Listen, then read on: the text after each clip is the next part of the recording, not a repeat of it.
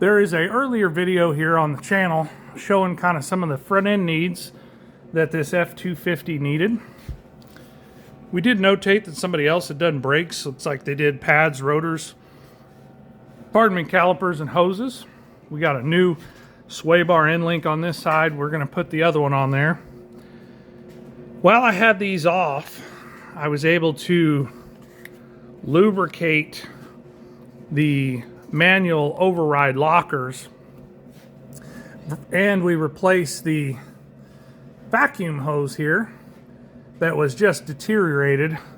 So if I can show you how this works, so you can see that this U-joint there does not move, and so we have the white dots lined up.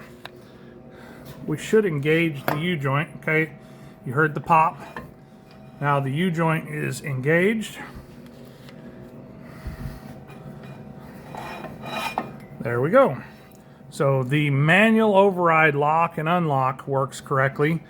We did have this axle out, so we put a new seal in there, and we put a new seal in here along with the vacuum.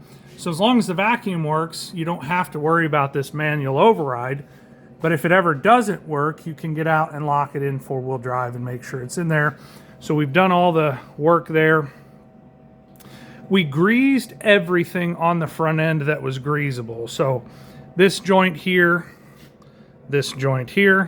new steering stabilizer, new shocks. We greased that pitman arm or drag link here, and we're going to do another dry park test on it. I had very little play out of that, but after I saw, and I will clean that grease up that spooged out of there, and I had a little bit of movement on that tie rod end. We had quite a bit of movement on this wheel bearing, so it has been replaced. We did not have to pull the axle out to service this because somebody had already done ball joints on one side and not the other. So the seals that are in there were working previously, so we didn't disturb those. We did obviously put a shock on there. New vacuum hose for the four-wheel drive. Did the same treatment here. So you can see I marked it. This is where it should be all the time unless you need it in the lock position. So all that's new, all of that's good. I did check the differential, front and rear. Both of them had good coloration of fluid and they were full. We also put a set of gas charged shocks back here. So really the difference, other than what we initially intended on, we're going to see if we still have the play in this joint and this joint now that we've got actual grease in there. If we don't, we're going to forgo those.